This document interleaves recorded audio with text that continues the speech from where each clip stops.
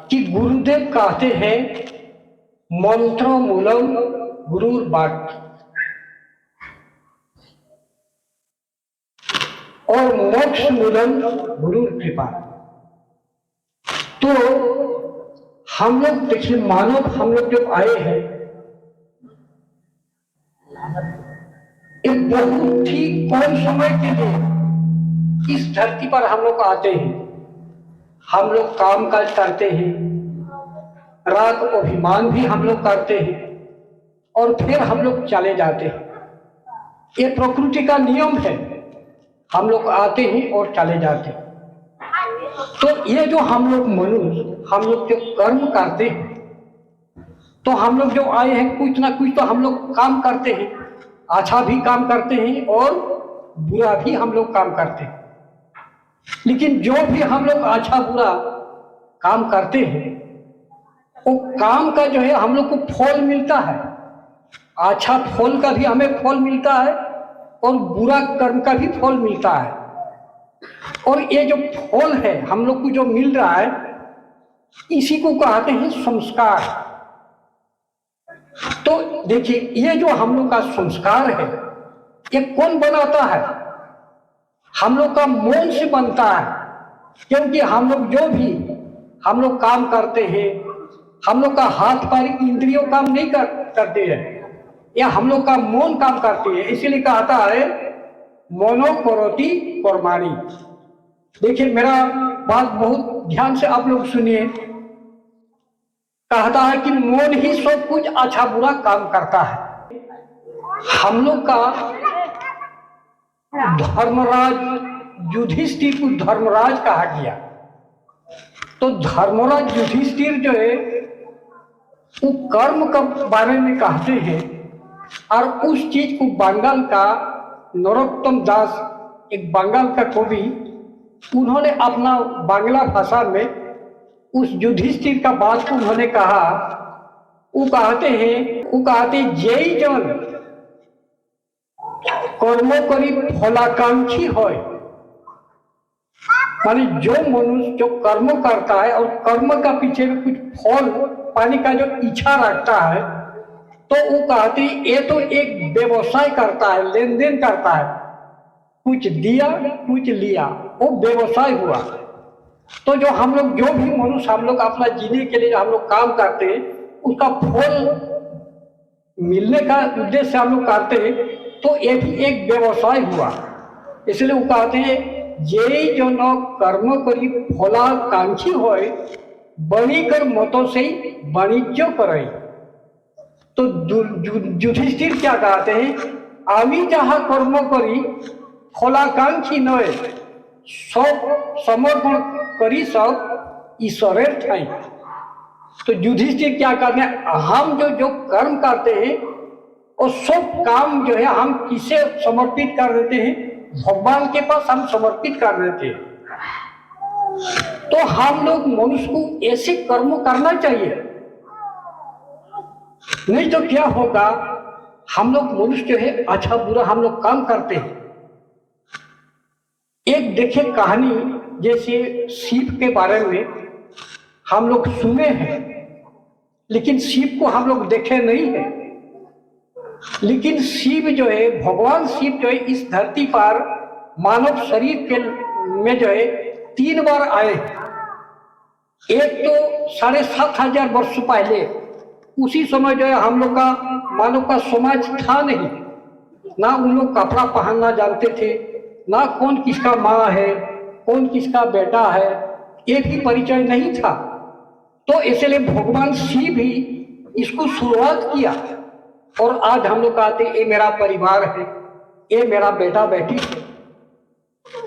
उसी समय जो है आदमी कपड़ा पहनना उन लोग नहीं जानते थे, इसलिए भगवान शिव ही नाच गान हर एक चीज उन्होंने शुरुआत किया। इसलिए भगवान शिव को जो है आज भी उसको हम लोग कहते हैं आदि पिता।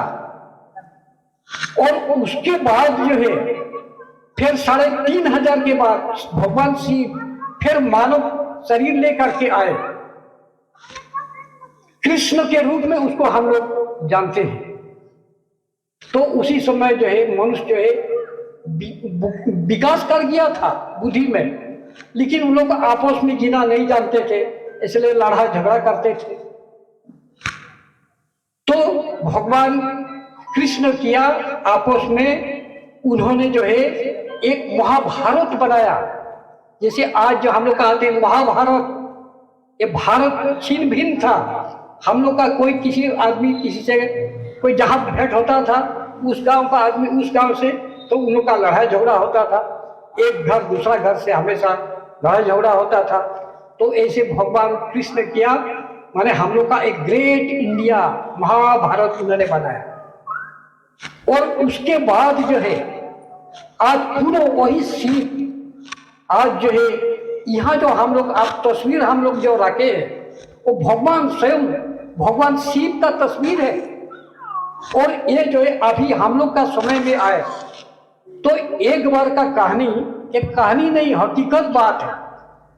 हम लोग बहुत सारे यहाँ भक्त आदमी है, हम लोग का बाबा को देखे हैं, बाबा को जानते हैं। तो एक बार क्या है, बाबा हम लोग का गुरुदेव जो है आप लोग का जैसे पारिवारिक आदमी था। जैसे हम लोग सन्यासी है, हम लोग कोई परिवार हम लोग का नहीं है, ना कोई माँ है अभी, जैसे वो सबसे हम लोग जो है अभी हम लोग परे हैं, लेकिन है तो आप लोग का परिवार से ही आए। लेकिन अभी जो है हम लोग पूरा खाली सिर्फ मानव समाज के लिए सोचते हैं। लेकिन जो भी गुरु आते हैं, गुरु जो है पारिवारिक आदमी होते हैं, उसका भाई भतीजा है, उसका पति पत्नी सब रहता है, बेटा बेटी सब रहता है, वही गुरु हो सकता है। तो एक बार जो है बाबा श्री श्री आनंद मूर्ति जमालपुर में वो जो रहते थे, उसका ड्यूटी क्या था, हर एक दिन उसका टहलने का एक आदत था। जंगल के तरफ कहीं इधर उधर कहीं अपना जिधर मन किया उधर जाते थे। तो एक दिन क्या एक घटना, माने कुछ भक्त आदमी से वो जा रहा है, तो एक जमालपुर जो छोटा सा नगर है, तो उसी में से ये 3 मंजिला एक बिल्डिंग है, और उसी में जो है उसका मकान बना हुआ था। और वो जो है वो वकालत करते थे और वो पुरोहितगिरी भी करते थे और बड़ा बड़ा ऐसे कोई प्रवचन भी देते थे। तो अचानक किसी कारण से उसका मौत हो गया। जो मौत हो गया, उसका 3 जवान बेटी और उसका धर्मपत्नी, नया आदमी था, जवान आदमी था। तो मरने का तो कोई सीमा नहीं होता है, आदमी तो जवान में भी मर जाता है, बचपन में भी आदमी मर जाता है। तो वो जो 3 उसका जवान बेटी और उसका धर्मपत्नी जो है वो चिल्ला चिल्ला करके उसको लोग रो रहा है। तो वो जो आवाज जो है पूरा गूंज रहा है, एक अंत हो रहा है तो एक शुरुआत कर रहा है। तो ठीक उसी समय जो है, जिस समय उन लोग रो रहा है, जैसे एक मकान है और ऐसे उन लोग सामने होकर के उन लोग गुरुदेव का साथ उन लोग गुजर रहा था। तो हम लोग का बाबा जो थोड़ा सा जैसे आगे हो गया, उसका घर से थोड़ा सा आगे चला गया, तो उन लोग को पूछ रहा है क्या चीज का आवाज आ रहा है। वो भी सुन रहा है, लेकिन उन लोग से थोड़ा सा कंफर्म कर रहा है। तो उन लोग जो किसी आदमी को पूछा बगल वाला, तो उन लोग कहा कि बाबा ये जो है ये मकान मालिक जो है किसी कारण से उसका मौत हो गया, डेथ कर गया। तो बाबा थोड़ा सा क्या, क्योंकि बहुत करंदन आवाज जो माने सुनाई दे रहा है, उन लोग जो चिल्ला चिल्ला करके जो रहा है। मैं बहुत शॉर्ट में हम ये बात आप लोग को मैंने हम समाप्त करेंगे। तो एक जो उसी में से जो एक भक्त को जो है बाबा जो है उसको बोला है कि अच्छा देखो तो जी, इसका तो मौत हो गया, इसका आगे जन्म में उसका क्या होगा जी। उसको मैंने पूछ रहा है एक आदमी को। तो वो गुरुदेव जो है उसको दिव्य दृष्टि दे दिया, माने उसका जीवन का माने मरने के बाद उसका कैसे क्या गति होगा। तो वो जो है उन लोग को सबको बता रहा है कि बाबा इसका जो है दुर्गति लिखा हुआ है, माने उसका अधोपतन है। तो वो जो है उन लोग को बोला कि बाबा इसका जो लिखा हुआ है ये अगले जन्म में, अभी जो जैसे प्राण उसका चला गया, उसका नेक्स्ट जो उसका जीवन होगा एक काला कुत्ता के रूप में उसका जन्म होगा। तो ये तो अशुभ बात है। ये पढ़ा लिखा आदमी है, वकालत करता है, पंडित गिरी करता है, अब उसका मौत के बाद उसको एक बोल रहा है कि नहीं उसका काला कुत्ता में वो जन्म होगा अगले जन्म में। तो बाबा थोड़ा सा एक बात सुन करके थोड़ा सा वो भी मैंने बहुत चिंतित हो गया, क्योंकि अच्छा बात तो नहीं सुना है उन लोग। तो फिर उन लोग ने चल दिया। फिर बाबा का तो ऐसे हर दिन टहलने का नियम है, तो ऐसे 8-9 महीना के बाद फिर उसी रास्ता से उन लोग गुजर रहा था। तो एक कुत्ता जो है, कुत्ता तो कई बच्चा को जन्म देती है, तो उसी एक कुत्ता जो है उसका उसी मकान के पीछे में जो है कई बच्चा को जन्म दिया है, और उसी में से एक काला कुत्ता है। और वो कुत्ता जो थोड़ा सा बड़ा हो गया था, वो घूमना फिरना सीख गया था। तो एक दिन बाबा जो जैसे जो पास कर रहा है उसी रास्ता में, तो वो कुत्ता का बच्चा को जो है फिर उसको भी दिव्य दृष्टि दे दिया कि अगले जन्म में तुम क्या था। तो वो देख रहा है कि उसका हमारे घर का बगल में पीछे साइड में है, और वो कुत्ता देख रहा है ये मेरा मकान है, ये मेरा परिवार है। तो वो जो है अपना पत्नी अपना बेटी से भेंट करने के लिए बेधर्म जो है वो सीढ़ी में चढ़ रहा है। और चढ़ते चढ़ते जैसे उसका धर्म पत्नी जो है वो देखा एक कुत्ता, काला कुत्ता जो है बच्चा जो है वो उसका अपना घर की तरफ घुसने के लिए आ रहा है, तो वो देख रहा है कहीं लाठी खोज रहा है, कहीं कुछ नहीं मिला। तो एक जो है वो झाड़ू था, वो झाड़ू में उसका कुत्ता का बच्चा को भगा रहा। तो बाबा उसी समय बोला कि देखो जी क्या प्रकृति का एक क्या विडंबना है। बोला कि देखो आज वही आदमी जो अपना भोजन को कहीं कूड़ा कचरा में संग्रह करता है, और देखो अपना ही आदमी उसको माने अभी झाड़ू लेकर के भगा रहा है। तो दादा और दीदी ये बात जो है जैसे अभी हम लोग स्वाध्याय किया, तो उसमें कहा कि ये हम लोग का जो मशीन है, जो हम लोग का एक मशीन जो काम करना चाहिए, यदि ऐसे काम नहीं करेगा तो क्या बाबा बोले कि जंग लग जाएगा। कि हम लोग भी मनुष्य है, हम लोग ये दुनिया का चकाचौंध में हम लोग हमेशा काम करते रहते हैं, कभी धन दौलत जगह जमीन बाल बच्चा।